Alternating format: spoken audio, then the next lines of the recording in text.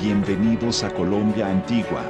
La historia es para compartirla sin egoísmo. Es por eso que cada video tiene el enlace y la información de dónde fue descargado. Esperamos que los videos y la información sean útiles para usted. Sicilienne est l'ambition révolutionnaire d'allure castriste. Les uns cherchent l'argent, les autres le pouvoir. L'autorité les confond volontiers sous le vocable de bandoleros. Alors que dans les régions du Marquetalia et du Santander, de récents troubles ont révélé l'existence de centaines de maquisards du type révolutionnaire, ceux que l'armée pourchasse ici sont plus des maraudeurs et des rançonneurs que des idéalistes. Et ils ont beau jeu au milieu de cette végétation profuse où les maisons sont trop isolées. L'armée nous reçoit et nous escorte. Au quartier général de la 8e brigade, on collectionne les armes et les têtes. C'est un musée Grévin qui s'ignore.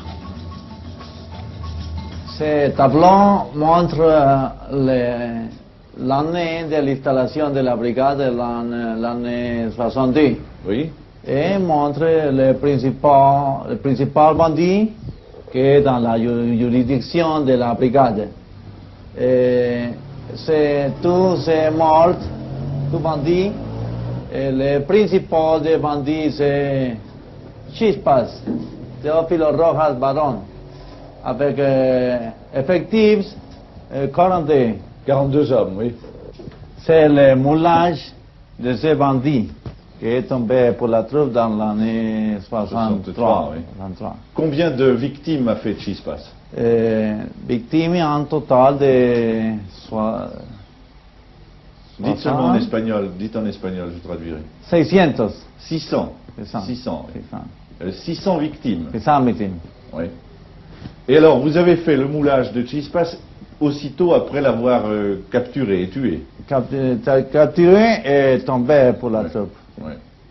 Et le principal bandit. Pouvez-vous nous montrer un autre bandit célèbre de la collection que vous avez là? Un autre, c'est la hyène. La hyène. Autrement dit, la hyène en français, oui. 60 victimes. Oui. Et tous ces bandits avaient des armes qui leur appartenaient. Est-ce qu'ils fabriquaient leurs armes eux-mêmes? Les armes, c'est les principales armes qu'ils fabriquent dans la juridiction. Ah oui, oui. C'est le principal. C'est le fusil de Chispas, ça? De Chispas. C'est le fusil de Chispas. Fusil mitrailleur? Non. Mitrailleur automatique. Automatique.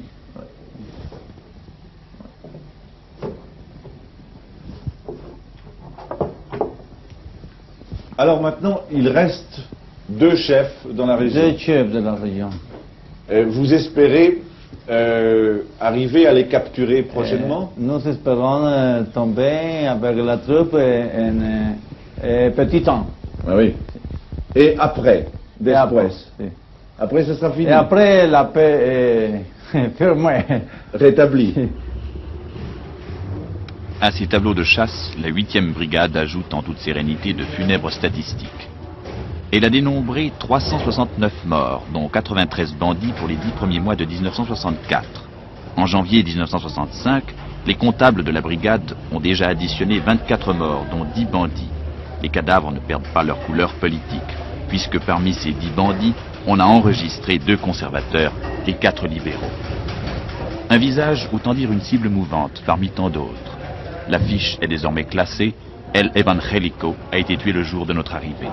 Conservateurs ou libéraux, tous ils portent pour l'anthologie l'étiquette d'antisociaux. Capitaine, cet album recueille, je crois, des photos de la plupart des bandits de la région. Oui, c'était les bandes qui avaient, avant de venir ici, la 8e brigade. Ceux-ci, par exemple, qui ont l'air très pittoresques, existent encore aujourd'hui? Oh, ils sont presque tous tués. Vous voyez tous ces gars-là qui sont avec un numéro, ils ont été tués déjà. Essayons de continuer un peu. Ça, ce sont des cartes d'identité qu'ils se sont fait eux-mêmes ou bien ce sont des cartes... Non, ce sont des cartes d'identité qui ont été... établies par les autorités? Oui, par les autorités, oui, c'est ça, justement. Là, je vois une lettre. Qu'est-ce que dit cette lettre? Vous voyez, c'est une lettre qui a été envoyée par un chef de bandits, Conrado Salazar, à un fermier, en lui demandant de l'argent. Vous voyez ici, il lui demande 500 pesos, ou bien une vache. Ah bon, 500 pesos, oui, une vache, oui. Est-ce qu'il y a des lettres dans lesquelles on trouve des affirmations politiques? Oh, jamais, pas en ce moment, on ne trouve pas des histoires politiques là-dessus, seulement c'est de l'extorsion, si vous voulez, n'est-ce pas? Oui, il y a des visions d'horreur par là, Oui, évidemment, oui. Celui-là, il était Chispas, Teófilo Rojas, alias Chispas, n'est-ce pas? Il a été terrible, il a eu plus de 600 morts. Sur la conscience? Par lui-même, oui. Voilà. Je vois là une femme qui tient une mitraillette. Est-ce à dire que les bandoleros sont avec eux, des femmes aussi? Oui, presque en toutes les bandes, il y a au moins 2 ou 3 femmes. Alors, les femmes aussi, elles sont des armes. Elles font le service assez bien, quoi. Oui. Ceux-ci, par exemple, qui sont bien organisés, ont des casques, des vestons militaires et des fusils. Ils sont en escouade. Vous pensez que ces gens-là ont récupéré ces uniformes sur le dos de l'armée ou bien? Quelques vêtements ont été récupérés sur des morts de l'armée, n'est-ce pas? Mais des autres, elles ont été confectionnées par eux-mêmes. 502, 502 de 501, 502 de 501. La 8e brigade est équipée en phonie et en morse. Elle demeure en liaison constante avec le gouvernement de Bogota. Toutes les fermes isolées entourant Arménia sont reliées au poste central de la brigade. À la moindre menace, le téléphone sonne, le planton qui est de garde jour et nuit donne l'alerte et une opère demi-seigneur. Dans cette région du Quinio, où sans l'armée le gouvernement central n'est qu'une fiction, le hors-la-loi fait presque partie de la tradition. Même avec 600 cadavres sur la conscience, il n'est pas forcément haï de la population. Est-ce que vous avez connu Chispas? El señor pregunta que si usted conoció a Chispas. Sí, la conocí. Est-ce qu'il était méchant particulièrement? Pregunta que si él estaba, si él era, digamos, de mala clase con ustedes. No, il dit qu'il était méchant avec eux. Est-ce qu'il vous a fait du bien alors? Él les hacía algunos bienes a ustedes, les No, hacía, A mí les no daba me- alguna cosa. No, nosotros no nos daba, No, il ni dit nos que- quitaba. Il dit qu'elle ne leur donnait rien, mais non plus les Ni- demandait ni bien ni rien. mal. Ni bien ni mal. Bon, est-ce qu'il vivait ici? Pregunta que si él vivía aquí. Venía, de paso. Oui, il dit qu'il venait ici en passant. Ce n'était pas son quartier général. Era que él tenía aquí más o menos su sitio de operaciones o... No, No, il n'avait pas ici. él pasaba, Il passait seulement. venía. Por ahí Venía, cada sí. mes, cada 2 meses, cada año. Chaque mois, chaque 2 mois, ou chaque an. Et quand il passait ici, est-ce qu'il prenait à manger, il se ravitaillait? Cuando él pasaba por aquí, él comía aquí, tomaba alimentos No, o señor. alguna cosa.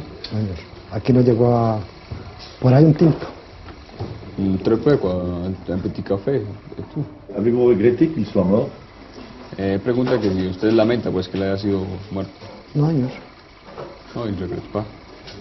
Et depuis qu'il a disparu, est-ce que le calme est revenu ici? Después de que él fue muerto, ¿eso se calmó más? Completamente. Completamente calmo. Vino el batallón y ya fue operar y la flecha y se pacificó esto y pudimos trabajar. Porque era que nosotros teníamos miedo. Oui, parce qu'il dit que est venue la troupe, la compagnie Flecha, et tout s'est pacifié, alors ils peuvent travailler. C'est bien sûr aux grosses fortunes que s'attaquent de préférence les bandits colombiens.